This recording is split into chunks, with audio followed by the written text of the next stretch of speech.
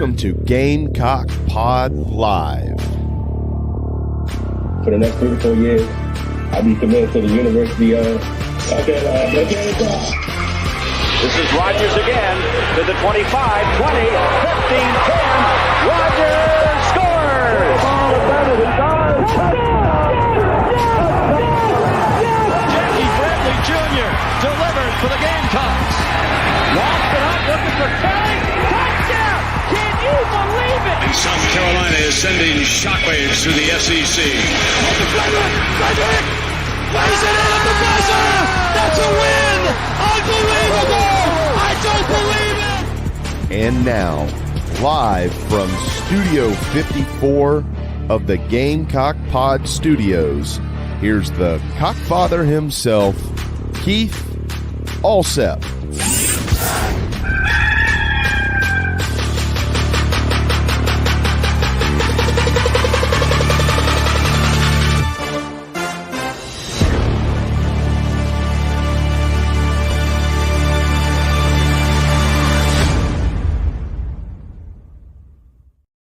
All right, everybody, welcome back in to Gamecock Pod Live for March the 20th, 2024. And it was on this day in 2008, I met my bride-to-be in Dallas at American Airlines Arena by happenstance watching the Boston Celtics and the Dallas Mavericks. And it was also on the first day of March Madness, which kicks off tomorrow. So let's jump right into our Nana's Porch news, notes, and headlines brought to you by that award-winning full-service catering company servicing the greater Charlotte, North Carolina area, Nana's Porch. Whether it's a banquet, a wedding, a corporate event, a backyard bash with a whole hog barbecue, which you could do any weekend during March Madness, Nana's Porch has got you covered if you need to bring in a food trailer for a special event. Nana's Porch voted among the top 3 food trailers in the local Charlotte area by the newspaper poll. And as we all know, the award-winning pimento cheese voted both number 1 and number 2 in the meat and cheese category by the North Carolina Specialty Foods Association. Support this Gamecock-owned and operated business by going to nanasporch.com. That's NANASPORCH.com. Get in touch with my good friend Chris Payne and support this Gamecock-owned and operated business.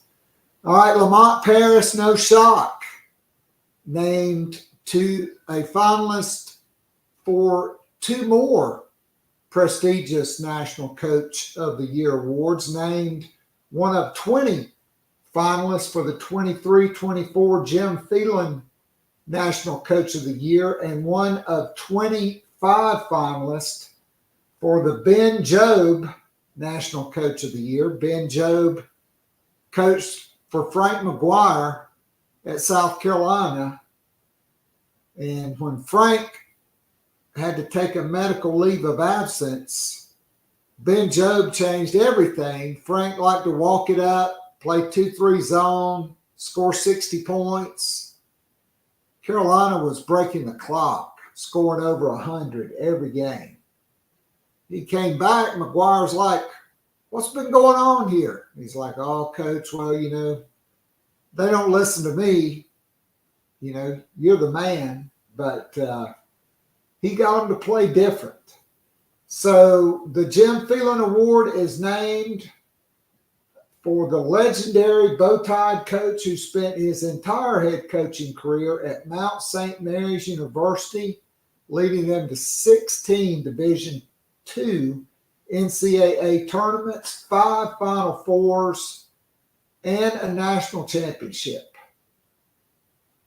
The recipient of this award is determined by a 10-member voting committee, which consists of current and former head coaches, as well as 2 senior staff members of collegeinsider.com. The Ben Jobe Award is named in honor of one of the most iconic coaches in the history of basketball at historically black colleges and universities. He was at Southern University, where he held the post for 12 years, Alabama A&M, Alabama State, Talladega, Tuskegee, and South Carolina State. The recipient of this award is also determined by a 10-member voting committee, which consists of the same criteria. Paris SEC Coach of the Year and a semifinalist for the Naismith National Coach of the Year. 2 Gamecock women honored by the U.S. Basketball Writers Association. Camila Cardoso named to the first team All-America team, along with Cameron Brink from Stanford, Paige Beckers from UConn, of course, Caitlin Clark, Angel Reese from LSU, and freshman Juju Watkins of Southern Cal. Tahina Pau on the second team, along with Aaliyah Edwards, Hannah Hidalgo, Mackenzie Holmes from Indiana, who South Carolina could face in their bracket, Elizabeth Kitley from Virginia Tech, who will likely miss the NCAA tournament with an injury, and then Pau. All right, the Gamecock men holding a practice today in Pittsburgh ahead of tomorrow's 4 p.m. tip against 11 seed Oregon, winners of the Pac-12 tournament. That game tips at 4 p.m. on TNT. All right, Clemson has joined Florida State in filing a lawsuit to leave the ACC. Quoting from a CBS Sports article, Clemson says, quote, the ACC's position regarding the grant of rights, the exit penalty, and obligations owed by members to the conference, as detailed in its public statements and other court filings, leaves Clemson with no choice but to move forward with this lawsuit. Clemson has not given notice that it is exiting the ACC and remains a member of the conference. Well, I really don't think you sue the conference unless you're planning on leaving, and I think both them and Florida State want to join the SEC, and Mike Gillespie might have something to say about that, being the Gator that he is.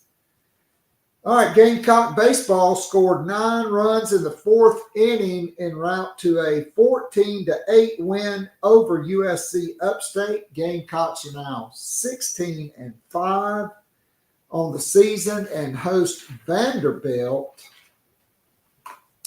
in a critical 3-game series at Founders Park beginning on Friday. Those are your Nana's Porch news, notes, and headlines for today. All right, let's go out on the guest line and welcome in my man, Mike Gillespie, now formerly the sports director from WOLO 25. Welcome in, my friend. It's been a while, and we're super excited to catch up with you. Thank you. I appreciate it. Yeah, it's nice to be on the air somewhere. All right. So tell us what's been going on, what led to the decision, how your family's doing, your dad. Obviously, you're still a newlywed. Yes, I am. What's been going on in the life of Mike? Yeah. So I can't talk about it too much, but I did get the news last Wednesday. So it's been a week now that I would no longer be employed at ABC Columbia. So take that as you will.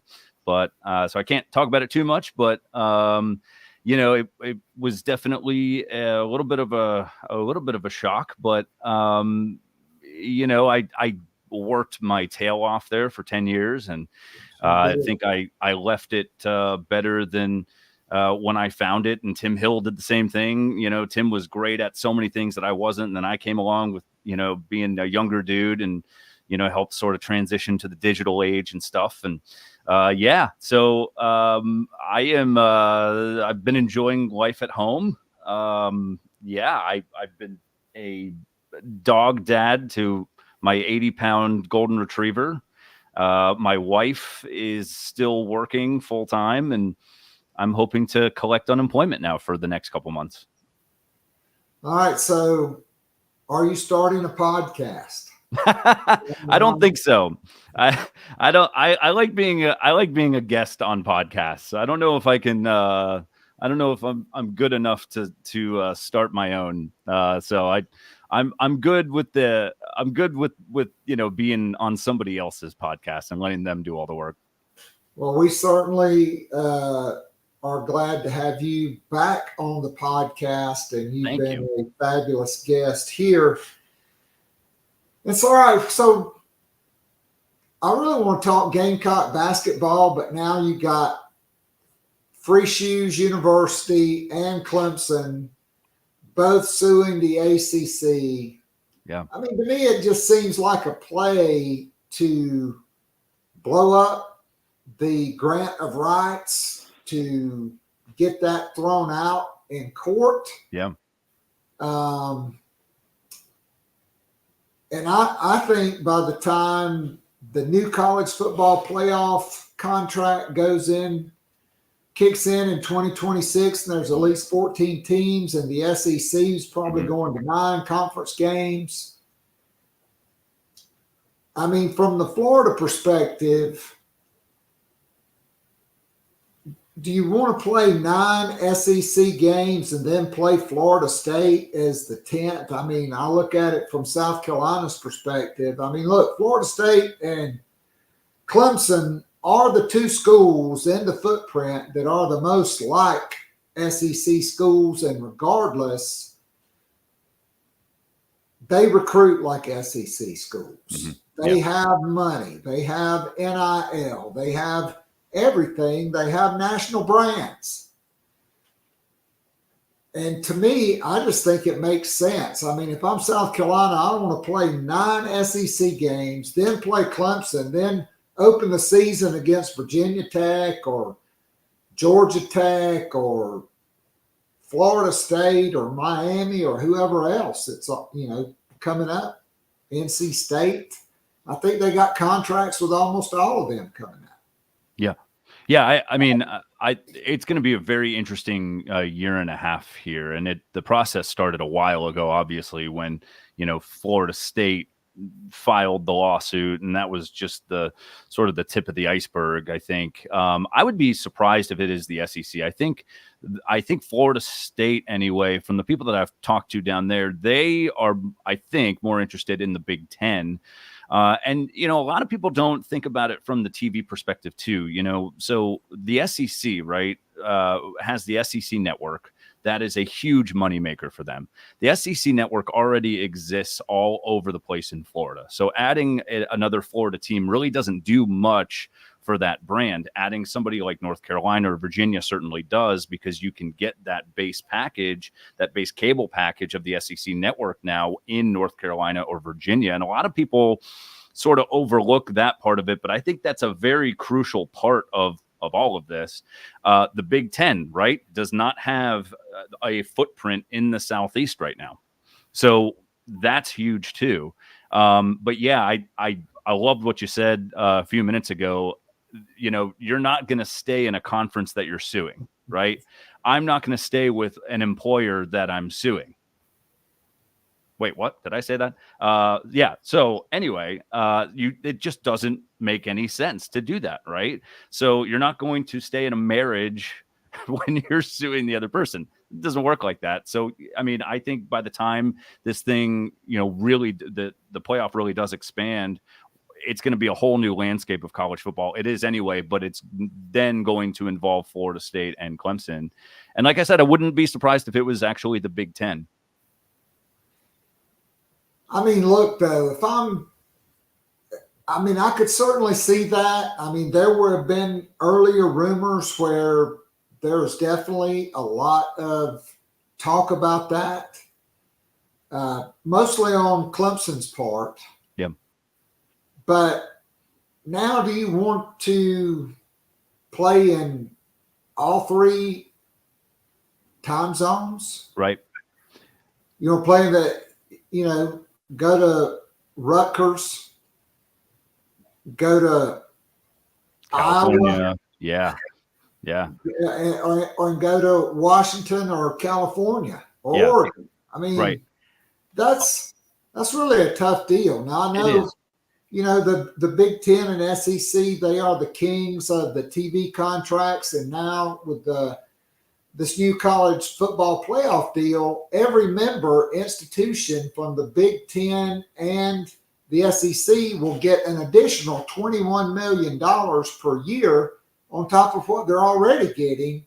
And I think everybody in the SEC is going to get at least $51 million later this spring. So, right. I mean, I just think the greed continues. Now multiple, you transfer every year. Arkansas's got a point guard that transferred from like Washington after his freshman year. Now he was at Arkansas. Maybe he was one of the ones in the love triangle. I don't know. He's in the portal again. I don't know where it ends, but well, it's greed everywhere now. It's greed from top to bottom, and that was always my fear with how things were going in college football. I was all for players getting paid, NIL. The problem is, though, is that, there's really no cap on it. And I think sort of they put the cart before the horse, the proverbial cart before the horse. And, look at that kid, who went to, was it Iowa? Went from Bama to Iowa. They raised $100,000 to get this kid. Iowa did. And then he puts his name back into the portal, takes the $100,000 and goes back to Alabama. Like, how awful is that? That is terrible business. And we're teaching these 18, 19, 20, 21-year-olds that, hey, that's okay. But listen, that doesn't fly when you get out into the normal world. That's a way to, cut ties with people very, very quickly. Those are horrible business decisions. And I think the NCAA has to look at this, and we've got to have some sort of regulation. I mean, good God, because there is none right now. And I know I'm in the vast majority of people saying that, but whether it's a governing body or something, there has to be some sort of entity that prohibits this stuff from happening. Well, I don't know if Congress, they don't get much of anything done, but Nick Saban and Greg Byrne did appear before the U.S. Senate. Yeah. And I thought Nick Saban laid it out. Yeah, for sure. It's like you said, you squirt the toothpaste out of the tube, it's not going back in. So you got to go out and get another, tube of toothpaste. Right. I mean, they've got to have reform. They've got to rein it in. They've got to, I think, like the NFL, put a salary cap on it. Everything has to be disclosed.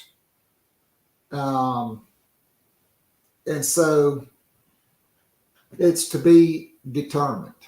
Yeah, no, for sure. But I mean, when you talk about these athletics directors, and the president's decisions to either stay in a conference or leave the conference, it is all about money, in my opinion. It's all about money. And don't forget too, the SEC could very well say, and I don't really see this happening, but they still could say, we already expanded. We've got Oklahoma, Texas. We're not interested in doing another expansion for another 10 years. That's on the table too. People don't talk about that enough. It's not just, okay, Clemson and Florida State decide they want to be in the SEC. There are two sides to this.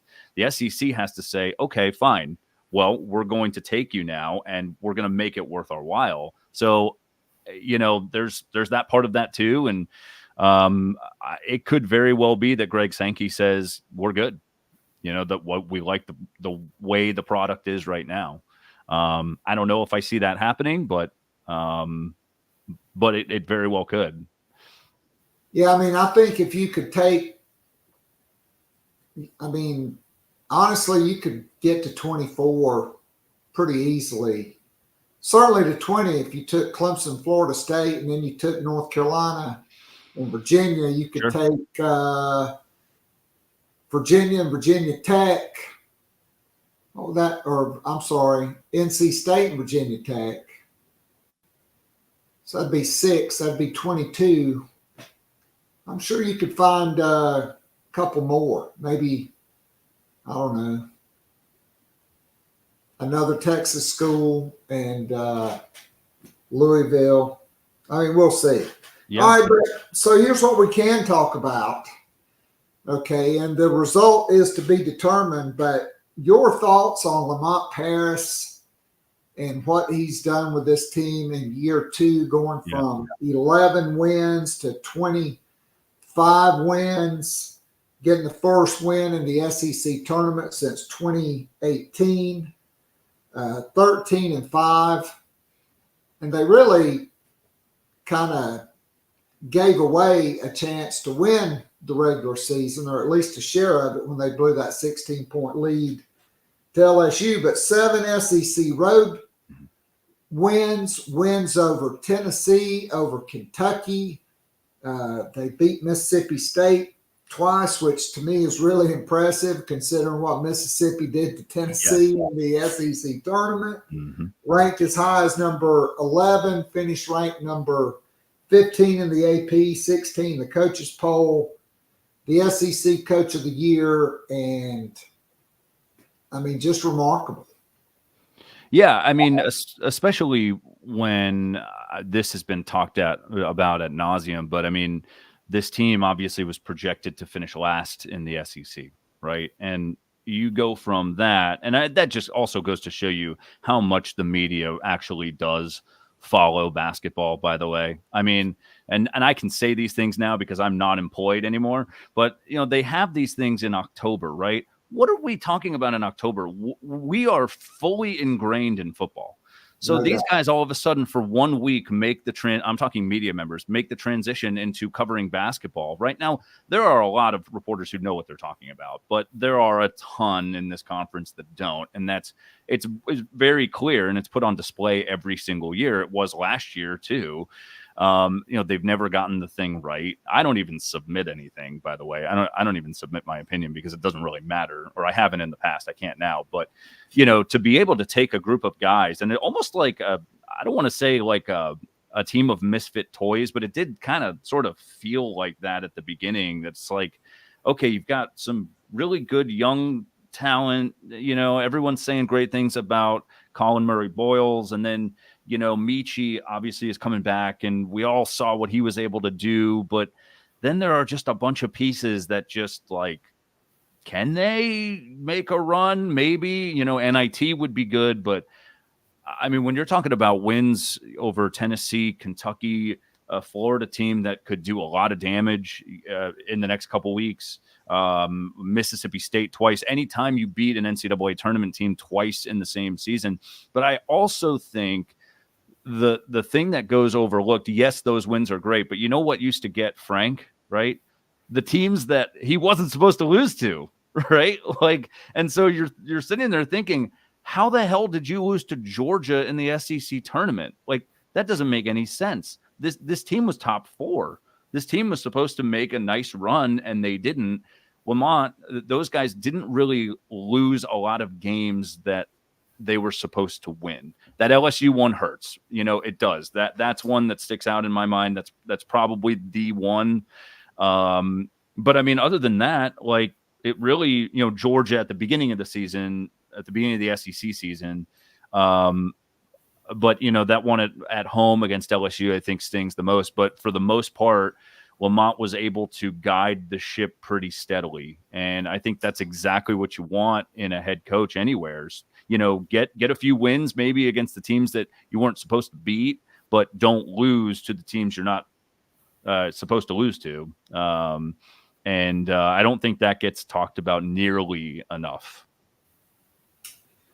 I agree. So, I read off South Carolina's resume. Certainly they didn't have the most challenging non-conference schedule. Right. But in the final analysis, and we did this on Monday with the blind resumes, having South Carolina still at like 51 or whatever in the net, when Duke is number 10 in the net, and the resumes are not that much different. Even New Mexico and Boise State in the 20s, right? I mean, South Carolina, they went on the road and they got quad one wins. I mean, they beat the Texas A&M team that looked pretty damn good in the SEC tournament. And, Texas A&M. Yes. At the very end of the season there. I mean, the win in Knoxville, before that, boat racing, Kentucky. I mean, it's astounding to me. And I don't know how you reconcile it. I know it's a tool, but still the NCAA selection committee came up with the net. They replaced the RPI. Right. And then you have number 32 in the net, St. John's, with 20 wins, and a Hall of Fame coach, by the way, and Rick Pitino. Sure. They get left out. Number 40, Pitt, they get left out. 43, Wake Forest gets left out. Now I realize, they had to fit in NC State because they won 5 games in 5 days. Automatic qualifier. Yeah. Yes. They got the AQ. So, that probably cost somebody. But I don't know. I mean, all the bracketologists had South Carolina on the 5 line, and then you come out and maybe because you had 2 blowout losses to Auburn, who, by the way, got screwed by the committee, in my opinion. They're number 5 in the net, and they're a 4 seed. They won the SEC tournament. Tennessee got boat raced and didn't. I mean, they lost their regular season finale to Kentucky at home, and then got boat raced by Mississippi State in Nashville, which is basically a home game. And they're a 2 seed. And so South Carolina ends up as the last 6th seed. And now they get Oregon, who's as hot as anybody, winning the Pac-12 tournament. Dana Altman, I remember when I was a young high school coach at Greenville High School, everybody on my wing were all Furman graduates. They hated Marshall's guts. They called them the Thundering Turds, right, instead of the Thundering Herd. He was the coach. He's been at Oregon since 2010. I mean, he's been to a Final Four. He's won 4 Pac-12 tournaments and 4 Pac-12 regular seasons. He's won 754 wins, 16 NCAA tournament wins, and Nafali, Dante, Jermaine Cousinard, Kwame Evans, who's a 6'9", they're a big team forward. Yep. I mean, it's not a great matchup for South Carolina, but Nafali Dante, he went 12 for 12 against Colorado from the field to be the MVP of the Pac-12 tournament. He's also 6'11". Yes. And let's face it, BJ Mack, he can't jump over the Chapin Yellow Pages. No. That's not a good. I mean, he's crafty. Yeah. Right. To me, Josh Gray's going to play a pivotal role. Yeah. In this game, he's going to have to. Sure. Yeah. Well, and I mean, look, Florida's big too. Florida's one of the bigger teams in the SEC. They've got multiple guys who are 6'10" to that 7'1", all across that little spectrum there. They're a big team, and South Carolina was able to play Florida pretty well just based on how they shot the ball late in the second half, right? And I think that's the same thing that you want to see against Oregon. Can guys like Michi Johnson, who hit so many timely shots against the Gators, can he do the same thing against Oregon? That way you don't have to drive inside and go against those guys. If you can figure out some ways to shoot the ball either on the perimeter or close to it, you may be able to come out with a win without having to pound it in the paint that much. And I think remember, this team, doesn't turn the ball over that much, right? Their assist to turnover ratio was amazing. I haven't really looked too much in the last couple of weeks, but it was trending to be, one of the best in school history. And this because you're a lover of college basketball. But it's exactly how Wisconsin won basketball games under Bo Ryan, right? Like you pass super well. They literally, I was reading this a few weeks ago. Bo Ryan, used to carve out a time in practice where they would literally work on passing drills, right? Like that's all they would do is passing drills. And just the ins and outs of like moving your body to make a really good pass.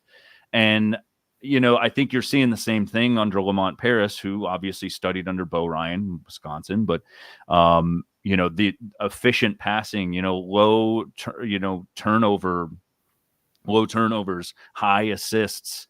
And I think that if they can take that same recipe that, they've won with this past year in the regular season, I think they can, obviously make some noise in March. I mean, the jury's out too on that. I actually wanted your opinion on this, Keith.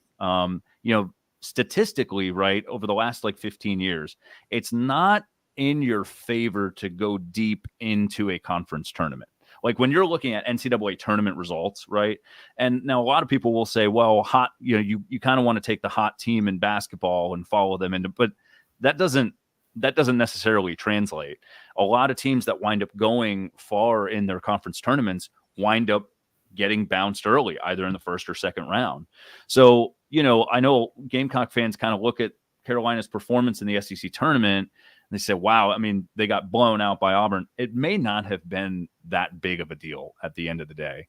I know you never want to lose a game, but, at the end of the day, the research certainly shows that, with the exception of some outliers that were just incredible, basketball teams, teams that will go down in history as some of the best of all time. It's certainly not that advantageous to go deep, in a conference tournament. Yeah, I mean, I didn't mind it. Obviously, it's not a good matchup. You would have liked to have been more competitive in that game. I kind of think the committee held that against South Carolina. Yeah. I mean, Mike, I got to say, I've said this. I'm going to say it for your benefit so you can hear it. Like, Florida to me was a matchup nightmare. I couldn't believe all the bigs they kept running in there. And is it Walter Nolan, the guard? Walter Clayton. Walter Clayton Jr., yeah, unbelievable. Yeah. Honestly, South Carolina, I think, has no chance on a neutral floor or in Gainesville winning that game. I thought the home crowd in the final 10 minutes of that game made the difference. And quite frankly, Florida made it to the championship game, and they had, one of their key players, unfortunately, go out with a not very good leg injury early on. But man, if nothing, the SEC has prepared South Carolina for this game because you've gone against all those bigs from Florida. You've gone against Kentucky's bigs. You've gone against Tennessee, Tolu Smith at Mississippi State. Auburn's defense. Right, Auburn, like AT in the SEC. in the Nana Sports chat box says that's the benefit of playing in the SEC is the variety of teams and personnel and styles of play. And outside of Auburn, South Carolina was extremely competitive in every single game. I mean, the second half of that Alabama game got away from them. That was the second game of the year, though. A long time ago, And so South Carolina is kind of built for a deep run because they guard you. Mm-hmm. They force you to play defense. And they don't turn the ball over. Right. And so, I mean, 5-12 and 6-11s are kind of coin flip games. It seems like that 5-12. There's a lot of those. But I mean, just speak to bringing in these transfers, the development of guys like Josh Gray, Zach Davis, Jacoby Wright, who's been big at different points in the season. Talon Cooper, man, he's the glue of that team. Yes. I think Talon Cooper and CMB and Michie, as they go, so go the Gamecocks. Because South Carolina's been able to win games when BJ Mack has not performed very well. Yeah, and I mean it goes without saying, but you've got to have a group of guys that can make really timely shots too. And I think time and time again, this is a team that never really seems like it gets rattled. I mean, look, that game against Tennessee really could have gone off the rails pretty quickly. I mean, it could have. Like Tennessee control, in my opinion. I was sitting right there courtside, and I'm like, this is Tennessee's game. I think everybody can feel it in the building that Tennessee they came to play. But Carolina never was out of that game, even at the end. Like they really weren't. And that fight is exactly what great NCAA tournament teams are all about. They don't get rattled, then they make timely shots. And, Michie's done it all year. Murray Boyles has done it. Cooper. I mean, these guys have a way of stepping up and sort of delivering in a very calm manner. And it's really refreshing to see because, there are a lot of teams that I've watched in the SEC. I've watched every Florida game this year. I've watched every Carolina game. Sometimes, when you look at Florida's guards, they seem very erratic with the basketball. It's almost like, can y'all take an Adderall or something? Because it's just, you're all over them. I mean, it's like, and they want to play extremely fast, right? Because that's Florida's MO. They want to play very, very quick. But I really do love the fact that, Carolina slows it down. And by doing that, I think it brings out some calming qualities in its players too, because it's okay. Hey, look, we're going to set this thing up. We're going to take our time. We don't have to score every 10 seconds. We can get a good look. And I think that's shown all season in their mannerisms, to be honest with you, Keith. I mean, I really do. I think it's had a great effect on Lamont's players. Yeah, I mean, no doubt. And you go back to 2 years ago, in that Illinois game. By the way, shout out to that dude who was on Frank Martin's original coaching staff at South Carolina.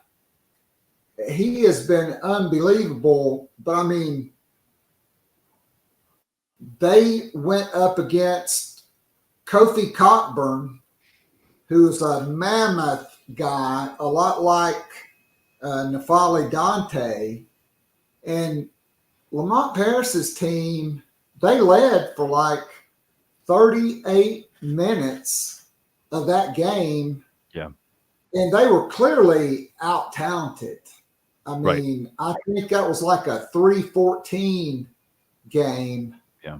And, you know, they had a chance because of the way that they play the game. Right. And, you know, again, it's this, no one's necessarily wrong here, right? Like if you take Todd Golden's philosophy and you take Lamont Paris's, okay, Todd Golden wants to score as fast as possible. It's basic.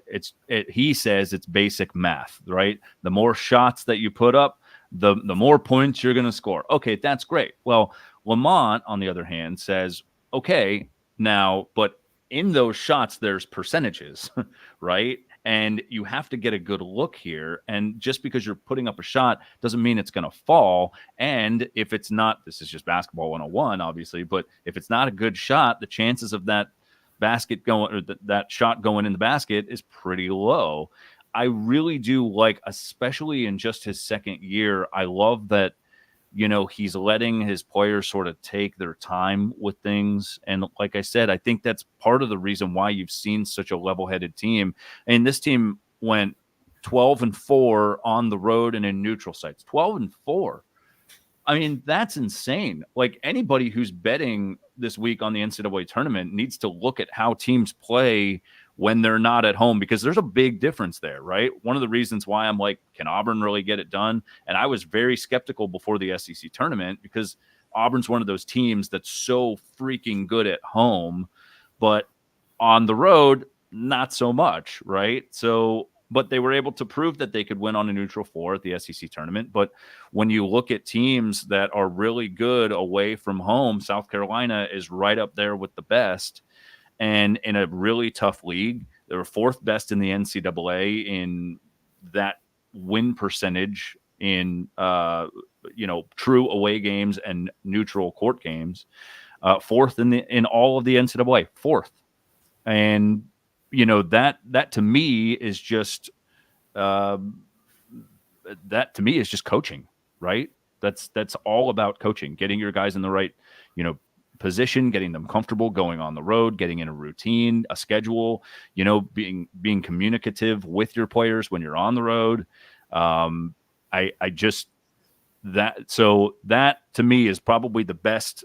Like we can talk about the overall record, right? But, you know, not losing games that you're not supposed to lose, right? And then going on the road and getting some really tough wins this year. I think those are the two best things that Lamont was able to do. And it shows with USC from top to bottom. It shows with their players how calm they are. And so maybe I'm going to extrapolate from one sport to another, but I like the fact this game is in the Eastern time zone. Oregon, yes. 3 games in 3 days. Yes. They got to fly all the way across the country. Mm-hmm. I like that. Mm-hmm. And you've also got the Jermaine Cousinard storyline. Sure. He's their starting point guard. And, you know, even in that tournament, you know, he was hot or cold.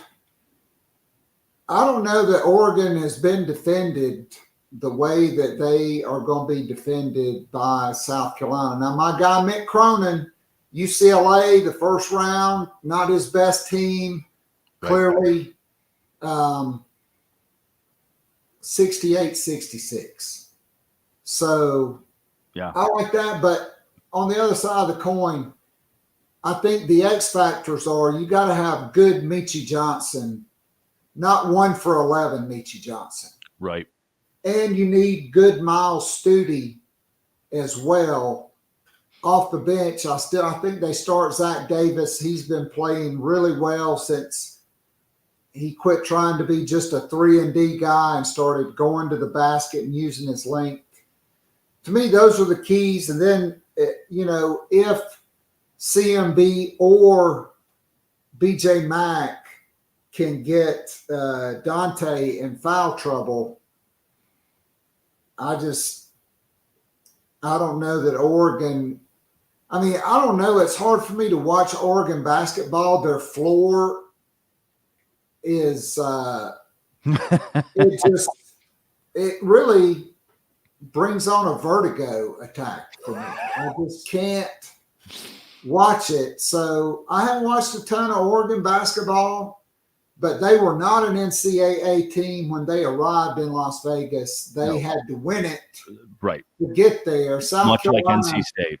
Yep. right, just like NC State. Although NC State, I mean, you talk about a team that was running on fumes and the tank could still be empty.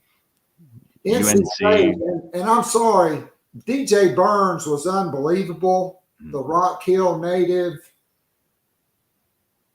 But that dude hadn't been 275 since he was a ninth grader. They listed him at 275. He looks exactly like Big Tree Babalade, except 4 inches taller. So, but I've never seen a guy that big with that soft a touch, and especially left-handed. And plus, I kind of like that they got it over North Carolina. I agree, Craig. He's 320. That dude looks like he come rolling in the arena with a 20-piece KFC bucket and a bag of biscuits. For the pregame meal. But I digress. All right, so a lot of Dana Altman influence in South Carolina's bracket. If they beat Oregon, they're probably going to play Creighton, which Dana Altman spent a long time at Creighton. I mean, 1994 to 2010, and Creighton has been unbelievably good. Yes. And they are a 3 seed, and they've usually been uber athletic, very long. And I can't say I've done the scout on them, but they did get a 3 seed. And so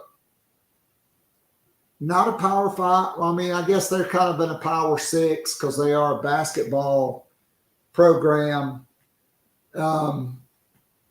What do you think Lamont's chances are to make it to next weekend? Or next week, I should say.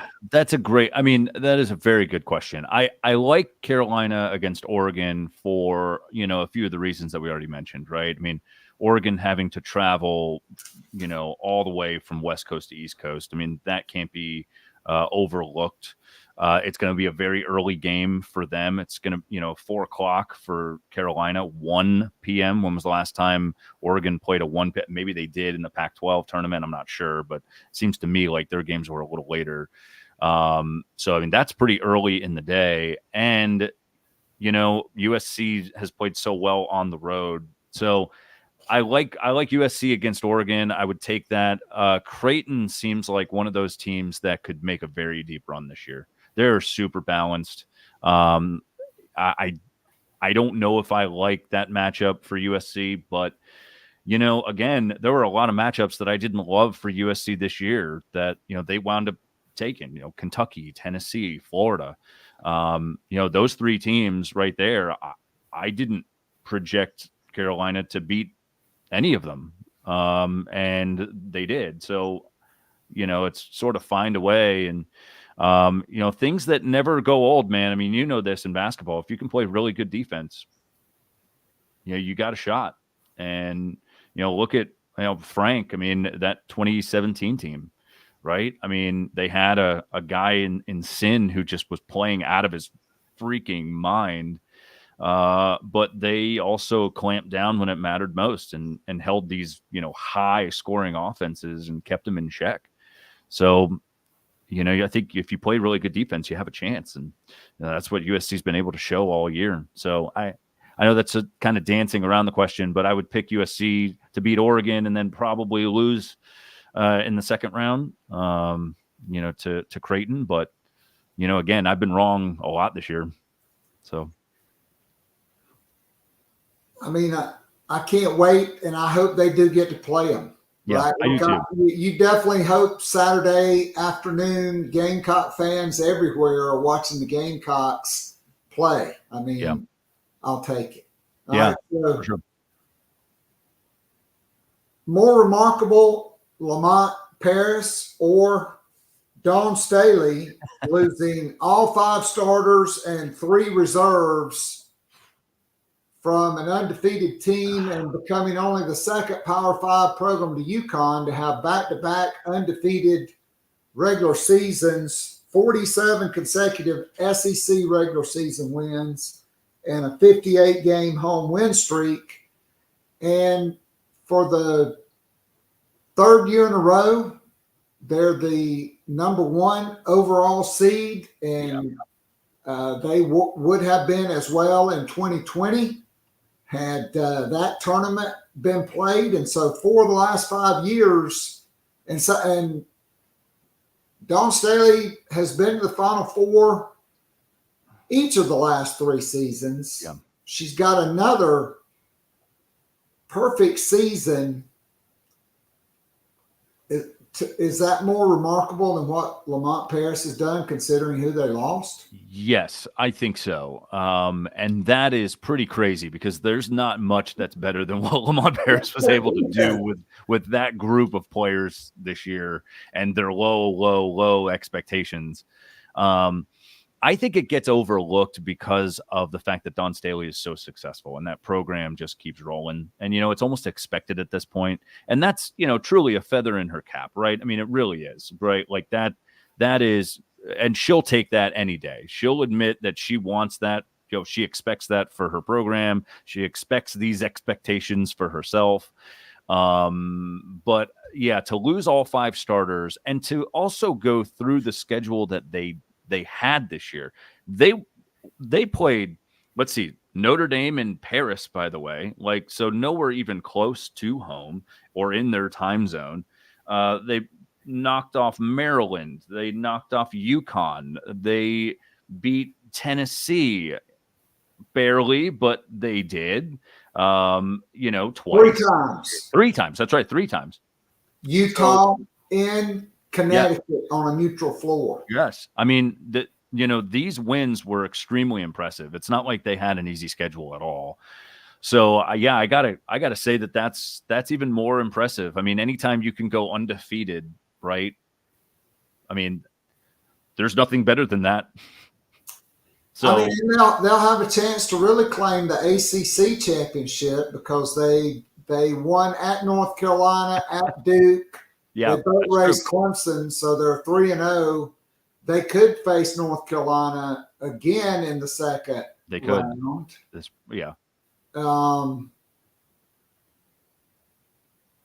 I like the Gamecocks in that one because I just think they're playing so much better. Like the young players, like better than they were. Wiley, Tessa Johnson, Ashlyn Watkins, Kitts, and if Malaysia Fulwiley gets enough room to get one off, it's going in.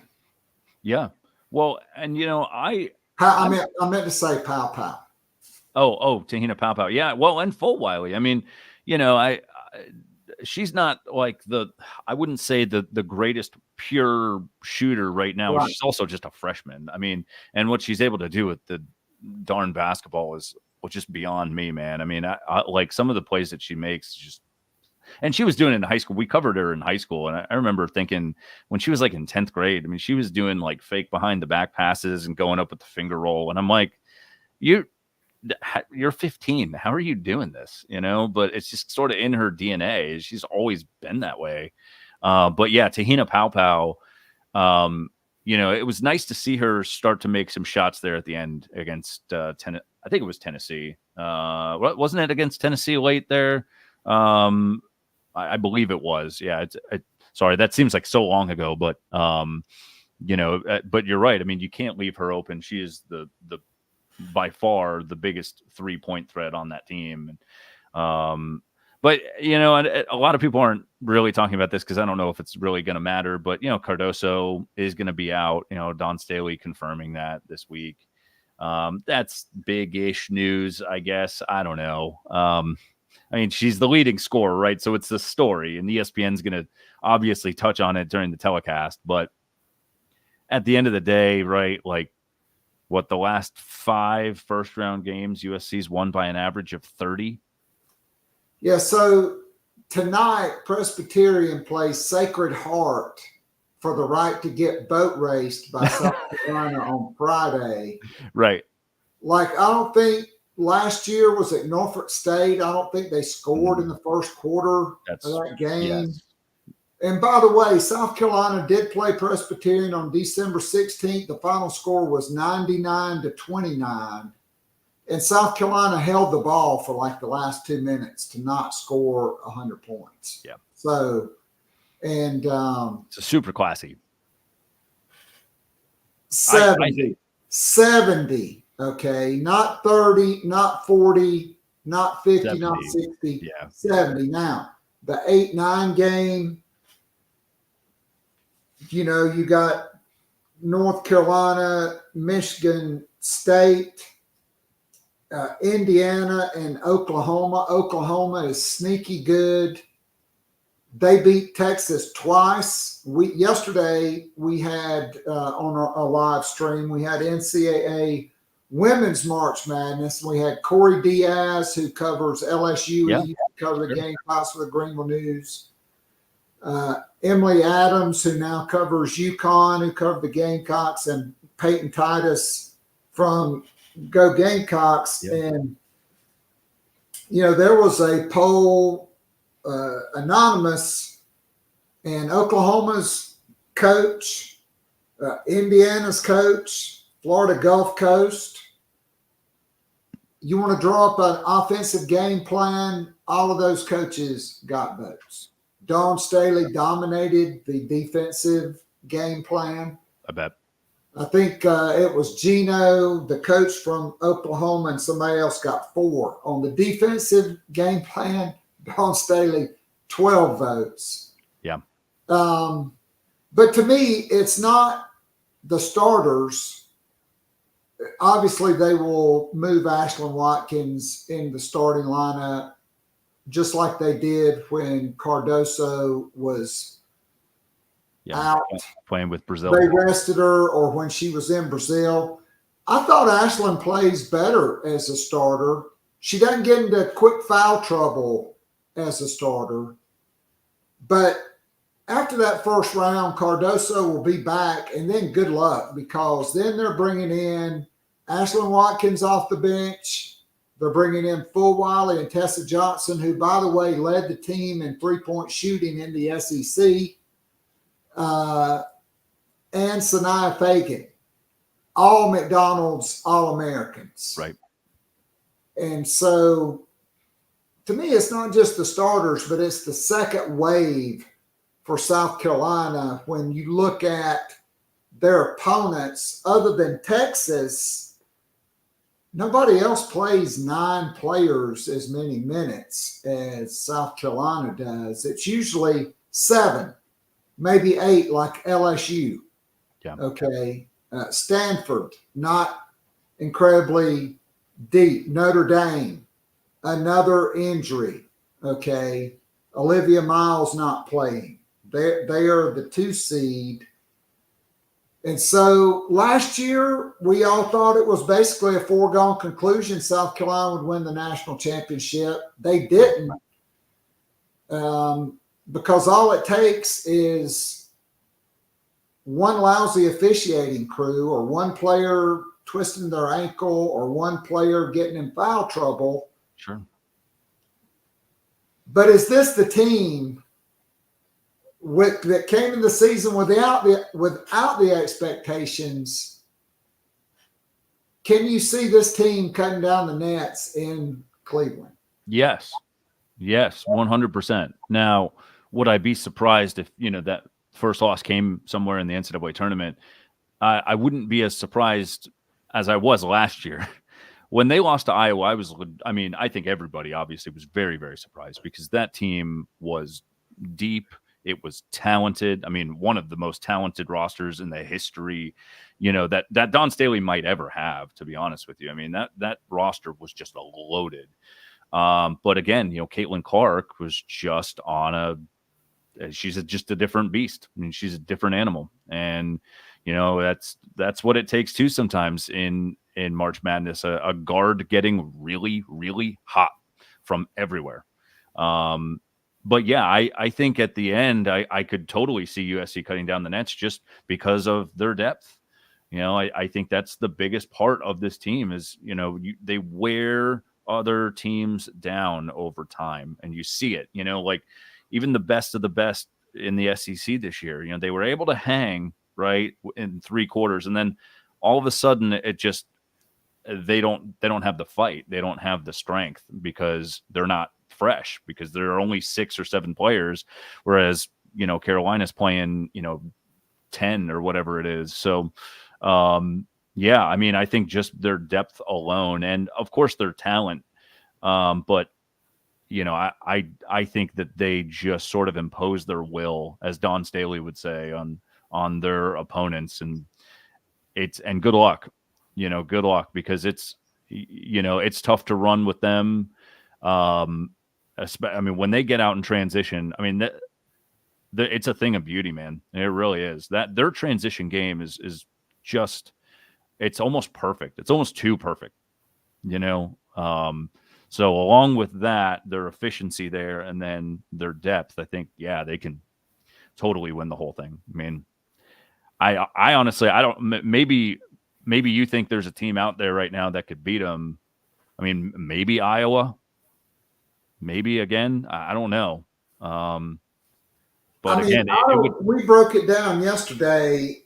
I don't think, unless there's just some kind of agenda, I don't think Iowa's coming out of that bracket, because I don't think they're beating UCLA or LSU, whoever wins that game. And Kansas State and Colorado is the 4-5 game. Kansas State beat Iowa with Akoya Lee when she was healthy in Big Ten play. And Colorado, I mean, they didn't just beat UCLA to start the season. They beat a lot of teams. I mean, it's just a much tougher deal for them. And then if they survive that, then they got to survive Juju Watkins and Southern Cal probably, or Paige Beckers and UConn, or Ohio State. I can't really pick them until they do it.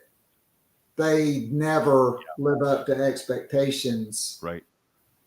But to me, the difference is, I guarantee you, Dawn Staley would have probably traded Bree Beal for Tahina Pau and anybody for Malaysia Fulwiley and Tessa Johnson, because nobody in the country can stop Malaysia Fulwiley except Malaysia Fulwiley. Right.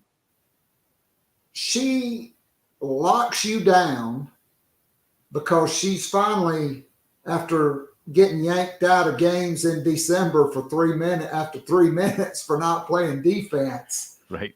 I mean, she is relentless because of how quick and fast and athletic she is. Mm-hmm. And her picking Flau'jae Johnson's pocket and getting ready to go in for a layup started that whole fracas or skirmish in the SEC tournament. But just that, and her ability to take people off the dribble. And then if she's hitting from outside, I mean, she's just like Hannah Hidalgo. Yeah, me. I don't know how you, once she starts hitting shots consistently, like very consistently from outside, she's a matchup nightmare. Because how do you guard her? I mean, she can beat you off the dribble. So, and if she starts knocking down shots, well, you got to bite on the fake, right? So, I mean, that's going to be amazing to watch over the next couple of years. Yeah, I mean, your original question, man, I don't see anybody taking down USC. Maybe LSU, maybe, but at the end of it, like USC has already proven twice that they're better. They're even better in a fight. Angel Reese can say she's not scared of South Carolina all she wants to. She was not even in the TV screen during any of that stuff. Okay. And all the trash she talks, the 2 flagrant elbows, one of which was completely missed, the hair pull. Hair pulling. All of that. If she wasn't scared, she would have been involved of at least taking care of her team. Yeah. She didn't want to get near Cardoso or Ashlyn Watkins. I wouldn't either. I don't blame her. And so, hey, Mike, I know you got to run. I can't thank you enough. Yeah, absolutely. No, thank you so much for having me. It's really, really nice to be, to be back doing, to be back talking sports. There we go. Words. So I really, really do appreciate it. And anytime you need me, let me know. I'm a free man now. So hey, I'm gonna keep you to your word on that, because I'd love to get you back maybe next week to talk some Gamecock football. Sure. I know you got to go. So again, let me check my schedule. Let me check my schedule for next week. Oh, look at that! I'm totally free. All right. Well, open invitation to join us anytime. Appreciate your friendship. All the best to you and your family, and next steps. Thank you so much. And we'll catch up with you again real soon. That sounds good. Thank you so much, Keith. You're welcome. Take care. All right. That was my good friend, Mike Gillespie, and one of my favorite Gators, probably right behind Steve and Jerry Spurrier, although Jerry's really a Gamecock, because she finished her degree at South Carolina. And wouldn't surprise me if they don't follow Dawn Staley and her team.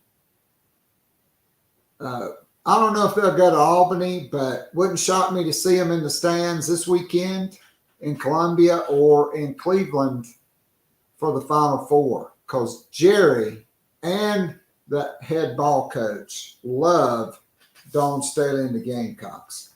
All right, so Shane Beamer met with the media yesterday. We did play the best of his opening statement. I thought just to recap, and if you got questions or comments, like AT and Craig have been in the Nana Sports chat box, jump on in.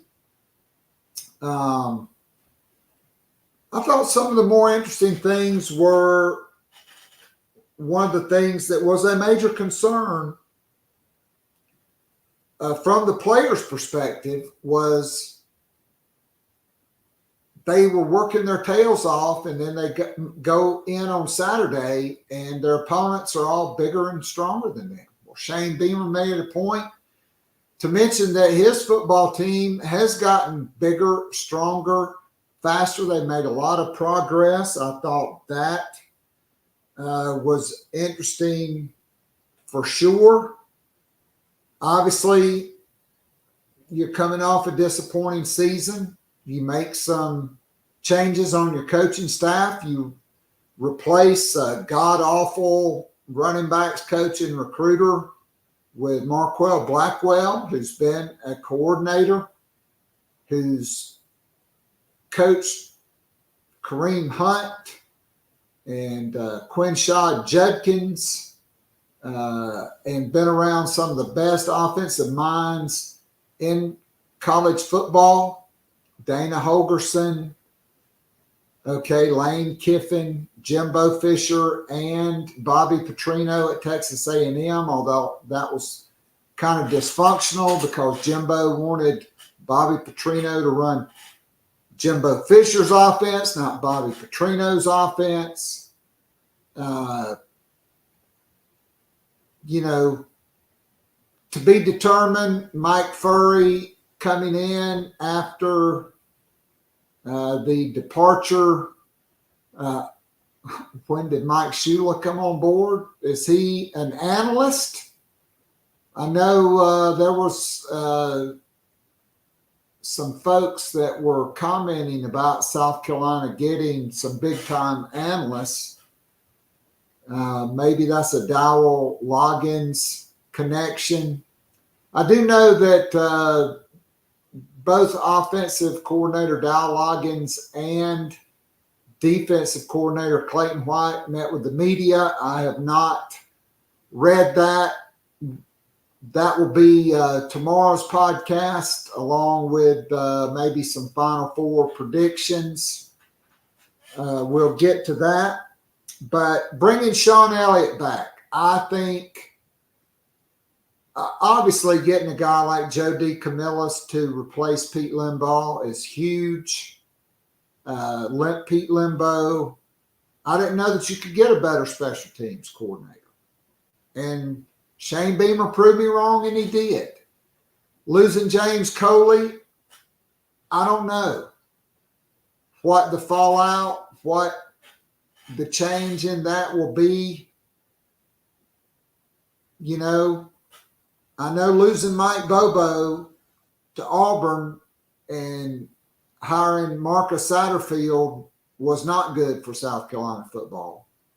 I do think Mike Furry, with his background, the fact that he knows all the high school coaches in the Carolinas and has spent 4 years mining for players, finding diamonds in the rough to go to Limestone. Look, if you've ever been to Limestone, players are not lining up to go play at Limestone. But I do think he's probably a better coach than either Justin Stepp or James Coley as far as being able to teach and develop guys. Will he be able to recruit? I don't know. I mean, we've already seen Malik Clark getting the wide receiver from Rock Hill, getting crystal balls to Clemson. What's up with that? By the way, so evidently Craig says Dowell Loggins mentioned Mike Shula. I do think it's invaluable to have a guy like him on staff as an analyst. That guy,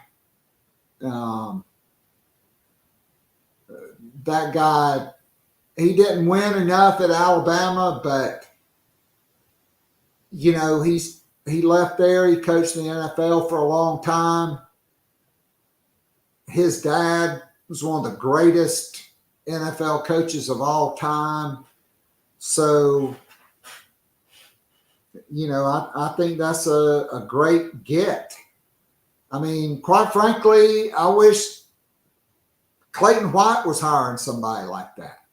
I still think that dude needs all the help he can get. I think, you know, Shane Beamer decided to bring him back because of, you know, the close Kentucky win, Clemson not scoring an offensive touchdown. Look, another thing that was brought up, look, let's face it, after those magical weeks of beating Tennessee and Clemson, South Carolina was busted in the transfer portal. I mean, they just were. Yeah, they got Trey Knox. They got Nick Gargiulo. They got Jaron Willis. They got a D2 running back who was pretty good, but would have probably been like fourth team this year if he would have come back and been on the roster. Shane Beamer talked a lot about the defense, about improving the quality and the depth up front to be able to stop the run. You know, you added to Boogie Huntley, Tonka Hemingway, TJ Sanders, and Nick Barrett. You added DeAndre Jules and Kelly Goodwine. I think those guys help you from a depth perspective. You also, Jerome Simmons, who won't be in until the summer, 6'4", 335-pound JUCO guy. If there's a position on the team that's upgraded more than defensive end, maybe and linebacker, to me, those were the two positions that were upgraded the most. through recruiting the transfer portal, not only did you double the number of scholarship linebackers, Bengali Kamara and Demetrius Knight, it wouldn't shock me if both of those guys, if they're not both starting, one of them will be starting and the other one will be playing a lot. And Wendell Gregory and Fred J.R. Johnson are freak athletes. I said it. Craig knows I said it all year on the podcast. Those two guys are different from any linebacker Shane Beamer and Clayton White have signed. Okay, no offense to Pup Howard and no offense to Stone Blanton. Pup Howard's a defensive end. Okay. Stone Blanton is just a guy. I mean, he had that play against Jacksonville State, but all Jacksonville State had to do was keep running the damn ball, and they probably win that game. And then 4-8 versus 5-7, that's a whole different deal. I really like the quality, the depth, the athleticism, the flexibility of the positions at linebacker. Craig just mentioned corner is a huge concern for me. I don't know why. 2 years in a row, South Carolina has not brought in a corner out of the transfer portal. And look, it's not like O'Donnell Fortune is Cam Smith or Darius Rush or Dante Robinson or Horn, J.C. Horn or McQuamu or even Johnny Dixon, who left and went to Penn State and has been a starter there. He's average at best. And then the other guys are all completely unproven. Okay, yes, Judge Collier played a little bit. And I thought he played well. I mean, hell, I would have probably started him at corner and moved Marcellus Dial or Fortune to nickel because nickel was an issue. I do think the Kilgore brothers will be just fine there. Emory Floyd, Vicari Swain, and Judge Collier, those three guys may be the most important three guys to make a move during spring practice other than your wide receiver core. Okay, C.J. Adams, the only guy you got with size right now because Nicholas Harbor, who's really not a natural wide receiver, is running track. He's not practicing this swing or this spring. And then, other dude breaks a finger on spring break. That was the only guy that wasn't 5'11" or 6 foot in your wide receiving core. Okay. Jalewis Solomon, geez, we wish he was here. You have to hope he's as good as J.C. Horn, who was good enough to come in the summer and start immediately and be great. Craig, I think he's going to have to be that good. Either that or Torian Gray has got to really work a miracle with O'Donnell Fortune, Judge Collier, Emory Floyd, Vicari Swain. Three of those four guys are going to have to really step it up and play. And quite frankly, you're much better if O'Donnell Fortune is not one of your top two corners, or at least not your number one corner. Now, can Carolina find a guy in the next transfer portal? I don't know. I know they're going to upgrade at wide receiver in the next transfer portal period. There's at least one guy out there that was planning on coming. We'll have to see if that's still the case. I mean, South Carolina's on their third wide receivers coach since that guy gave, a wink. Remember Tommy Bowden in the in-home visit? Well, you don't have to tell me, but if you come and just give me a wink. Well, I know Carolina had a wink in December from a guy that wants to graduate and then come in as a grad transfer. So we'll have to see. I mean, wide receiver is a major concern. Yes, you have Jared Brown, you have Gage Larvadane, you have the kid from Louisville that's from Dillon.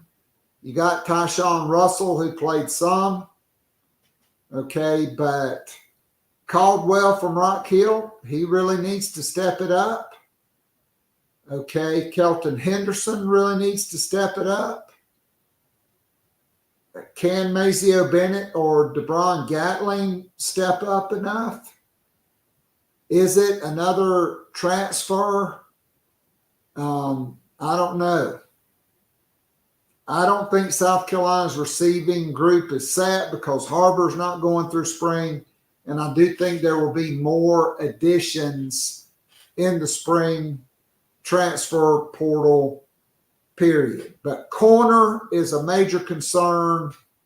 Wide receiver is a major concern. I do think Mike Furry will coach his group up and make guys better at being able to get off press coverage, running more precise routes, and catching the football, and making them good blockers, because in the National Football League, you better be able to block. So, look, having a quarterback that's never had to do it before, even though he is uber talented.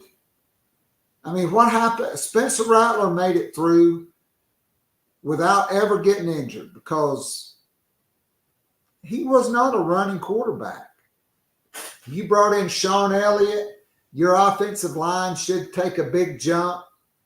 I mean, spoiler alert, he's not just the tight ends coach. He's the run game coordinator. He is going to be very hands-on with the offensive line in coaching the offensive line and coaching up Lonnie Teasley to coach the offensive line on the personnel, where guys are going to play to fit the run schemes and the pass blocking. The good news is you got a lot of very talented guys to work with. I thought Phil Kornblut asked one of the best questions, asking about the 3 freshmen that are enrolled early now, all from South Carolina, and Marquis Anderson. Okay, some of those guys are going to play. Craig, I do agree tight end is a strength.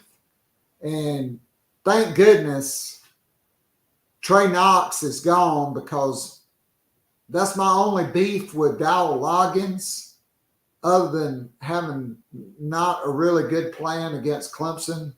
And maybe it's because they were just overwhelmed up front. But Joshua Simon was the best tight end on the roster last year. I think he and Brady Hunt could really form a dynamic duo to help there. Maybe this is the year the 12 personnel has to really help your wide receiver core. But I do think that's to be determined. But, you know, Big Tree Babalade got a lot of experience last year. Trevon Ball got a lot of experience last year. Vershawn Lee is back. Marquis Anderson was going to play had he not been injured. He's 100% now. Kason Henry was going to start at right tackle until he got injured. Can he stay healthy? That's a big question for me, because he hadn't been able to do it in 2 years. Hopefully he can stay healthy. You know, but Josiah Thompson, he just may be too good to keep off the field. I mean, he's literally like one of these guys that goes to Texas or Alabama or Georgia or Ohio State, and he's in the starting lineup come September, because he will get bigger. He will get stronger. He will become even more athletic. And the talent is there at left tackle. You know, Blake Franks, probably a guard. Cam Pringle probably needs a year. But if any freshman can come in and start and be a difference maker and be ready to play, it is Josiah Thompson. The guy is elite. You know, the first 5 they ran out there yesterday with Ja'Kai Moore at left tackle, Marquis Anderson at left guard, Vershawn Lee at center, Ball was at right guard, and then Henry was at right tackle. They're going to run 5 different guys out there today at practice. Okay. Or maybe it's tomorrow. Yeah. Today is a day off, Thursday, and then Friday they got the coaches clinic. So that will start to take shape. Sean Elliott will be critical in that. Okay. Herrera taking over at place kicker. That's a big deal. Joe DeCamillis, how much can he help him? I think a lot. Okay. Does Mason Love get involved? I know there's another preferred walk-on Shane Beamer mentioned yesterday. Kai Kroger needs to rebound from, you know, when he was injured, they probably rushed him back because they really didn't have anybody else to punt. He needs to have a big year like he did in 2022. Like that Clemson game. He pinned them inside the 10-yard line, like I think 4 or 5 times, and inside the 20-yard line 8 or 9 times. I mean, it was unbelievable. So special teams, I think you got a lot more athletes to be a lot better. Quite frankly, special teams were not special last year. Joe DeCamillis, now he gets to put his fingerprints on that. And Pete Limbo moves on as a head coach. But he was outstanding. And we will see what Joe DeCamillis does. We'll see, you know, look, running backs, Rocket Sanders, we know what he can do. He doesn't have to really go out and prove anything to anybody this spring. He's got to get healthy. Juwan Howell, stud. Okay. Oscar Attaway, the third, really, really good back. Okay. You got DJ Braswell, who played at the end of the season. Shane Beamer said he may be the fastest player on the team. That dude's 200 plus pounds. Okay. You know, Craig mentioning Brady Hunt. I think your tight ends will be involved on special teams. J.R. Johnson, Wendell Gregory, all these linebackers, a lot of your DBs will be on special teams. Very athletic guys. Freakish athletes. J.R. Johnson was all 5A, which I think is the highest classification in Virginia, as both a tight end and was the defensive player of the year. Led his team to the state championship. He is a dude. What a great evaluation and early get that was before that guy blew up. So I do think the defense should be much improved, because if you're not that great at corner, the best solution for that is to be really good up front and to have great, you know, pass rush ability. And I think with JT Gear, with the return of Gilbert Edmond, with Kyle Kennard, with Dylan Stewart, okay, with Brian Thomas Jr., with Elijah Davis, who can slide inside.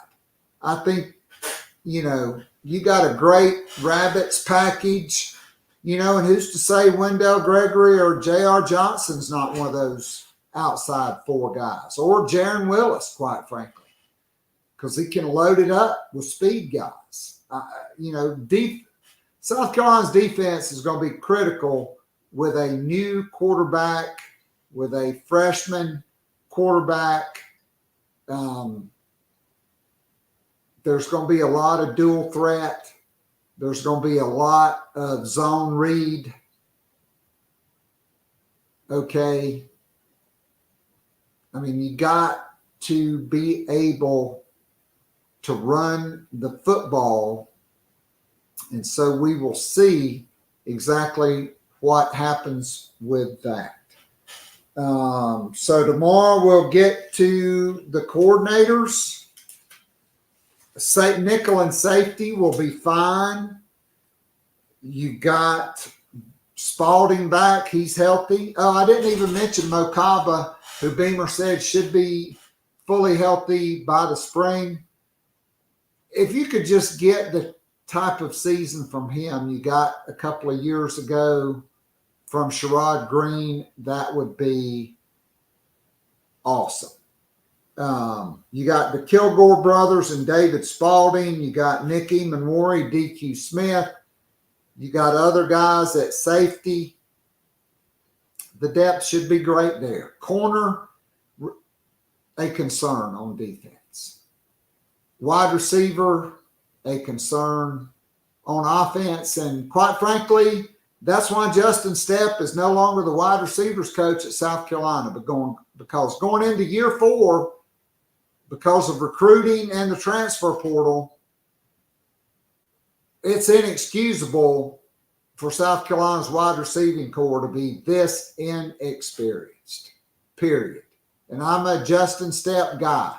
I do think he was really good at developing guys that the previous staff had committed and signed, like Xavier Leggett, like Josh Vann, like Jalen Brooks. But who was he responsible for? Because I can tell you, he really didn't play a role in Juice Wells coming to South Carolina. Okay. That was Shane Beamer, who was a teammate at Virginia Tech with the high school coach, getting that done. So now it's on Mike Furry. Not only is he got to develop all of these dudes, you need to bring in more guys before the season, and then you got to restock the cupboard. You got to go out and get SEC quality guys. Can he do it? He's never had to do it. Just getting guys in the Carolinas would be a good start. So that is going to be a wrap for Gamecock Pod Live today. Appreciate everybody tuning in for the second day in a row. We didn't get to 100 plus today like we did last Wednesday and yesterday on our women's basketball March Madness. You can go and give that a listen if you're not a patron. That's on the YouTube page. You can also listen to that wherever you get your podcasts, on Spotify, Apple Podcasts, iHeart Radio, etc. So appreciate you guys in the Nana's Porch chat box, and to everybody who tuned in. Until tomorrow, when March Madness and Quarter Zip Thursday arrives. Today's Quarter Zip Wednesday. Tomorrow will be Quarter Zip Thursday.